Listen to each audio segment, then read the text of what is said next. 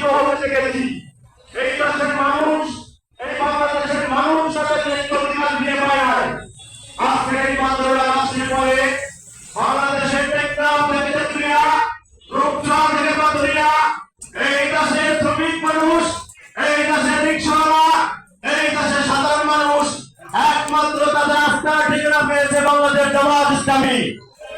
এই আস্থার ঠিকানা পেয়ে তারা বাংলাদেশ জামাত ইসলামীর ছায়ার তলে দলে দলে আসতে শুরু করেছে।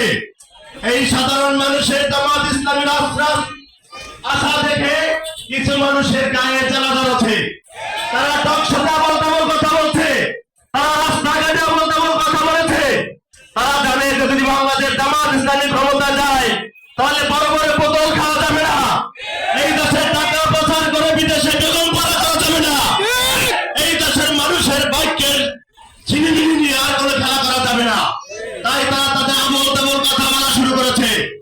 সম্মানিত বন্ধুগণ, আমরা তাদের হুঁশিয়ার করে বলে দিচ্ছি, আর কোনো আবল-তাবল কথায় কাজ হবে না। এই দেশের মানুষ আর আপনাদের কোনো কথায় আস্থা রাখতে পারছে না। এই দেশের মানুষ আপনাদের কোনো লোভে আর পা দিবে না। এই দেশের মানুষ একমাত্র জামাত ইসলামের ঠিকানায় আশ্রয় নিয়ে এই দেশ তাদের মনের মতন করে তুলবে। এই দেশ থেকে দুর্নীতি, এই দেশ থেকে রাহাজানি, এই দেশ থেকে সন্ত্রাসী, এই দেশ থেকে জুলুম চিরতরে মুলুৎপুটান করে দিয়ে এই দেশে একটি ন্যায় এবং ইনসাফ ভিত্তিক সমাজ প্রতিষ্ঠা করবে। বাংলাদেশ জামাত ইসলামী তাদের পক্ষ থেকে একটি ন্যায় এবং ইনসাফ ভিত্তিক সমাজ প্রতিষ্ঠার দৃঢ় প্রত্যয় নিয়ে আগামী 2026 সালে যে স্থানীয় নির্বাচন হবে, সেই নির্বাচনে তাদের জীবনের মূল্য দিয়ে হলো বাংলাদেশের প্রতিটি ভোটারের আস্থা অর্জন করে, বাংলাদেশের প্রতিটি ভোটারের আমাদের জামাত ইসলামীকে যে ভোট দিবে সেই ভোট রক্ষণাবেক্ষণ করে এই দেশের পার্লামেন্টে ইসলামী শাসন প্রতিষ্ঠা করবে।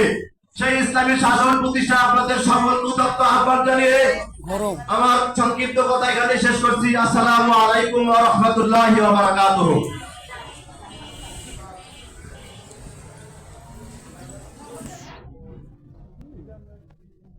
সংগ্রামী সাথী ও জনতা, এই পর্যায়ে আমাদের মাঝে সংক্ষিপ্ত বক্তব্য নিয়ে আসছেন টঙ্গীবাজার ব্যবসায়ী সমিতির অন্যতম নেতা, বিশিষ্ট স্বর্ণ ব্যবসায়ী, বাংলাদেশ জামাত ইসলামীর সম্মানিত দায়িত্বশীল জনাব আব্দুল মালেক আকন্দ।